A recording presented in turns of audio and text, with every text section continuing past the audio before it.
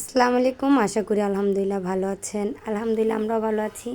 প্রতিদিনের মতো নতুন আরেকটা ভিডিও নিয়ে আপনাদের সামনে হাজির হলাম। এখানে আজকে কি রান্না করছি, পাতাকপি দিয়ে গরুর গোশত রান্না করছি। কে কে খেয়েছেন অবশ্যই কমেন্ট করে জানাবেন। আমরা কিন্তু পাতাকপি দিয়ে গরুর গোশত বা মুরগি দিয়েও খাই, মজা লাগে আমাদের কাছে খেতে। তাই এটা রান্না করে নিলাম, আর ভাতও রান্না হয়ে গেছে। তা ভাজি বসাইছি, আর একটা সবজিও রান্না করব।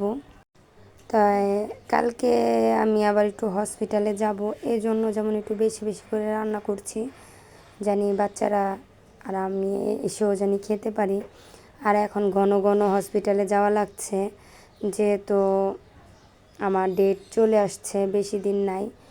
তাই গতকালকে শিং মাছ রান্না করেছিলাম, সেই তরকারিটা রয়ে গেছে।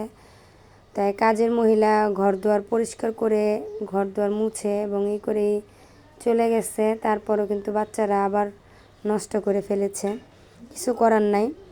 তাই ওই যে দেখেন বাইরে আমার মুরগিগুলো, ওরা একটু বড় হয়েছে। আর এখানে কাপড় চোপড় ধুয়ে গেছে, যে সেগুলো রৌদ্রে দিয়ে দিয়েছি। আরও কিছুটা রয়েছে কাপড় চোপড় মেলা, তাই অনেকটাই কাপড় চোপড় হয়ে গেছিলো, সেগুলো ধোয়ালাম। আর ঘর দুয়ার সুন্দর করে পরিষ্কার করে রান্না অনেকটা শেষ করে ফেলেছি। তো আরেকটা রান্না শেষ করব, মাছ রান্না করব, যেহেতু দুদিনের রান্না। এই জন্য ভিডিওটার আমি বেশি বড় করব না। যদি ভালো লেগে থাকে অবশ্যই লাইক কমেন্ট শেয়ার করতে ভুলে যাবেন না। সবাই ভালো থাকবেন, সুস্থ থাকবেন, আমাদের জন্য দোয়া করবেন। আর আজকে আরেকটা রান্না যে করতেছি সেটা হচ্ছে সিম, ফুলকপি, টমেটো, একটু গাজর দিয়ে রান্নাটা করব, যেহেতু দুদিনের রান্না।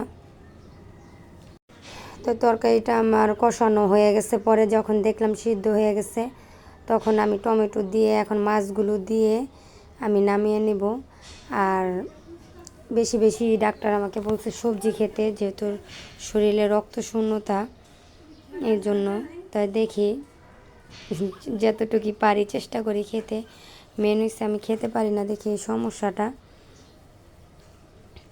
আর তাই ঝোলের পানি দিয়ে মাছ টমেটো দিয়ে তো আমি এখন ঢেকে দিব। ভালো করে ফুটে আসলে আমি ধনিয়া পাতা দিয়ে নামিয়ে নিব তরকারিটা।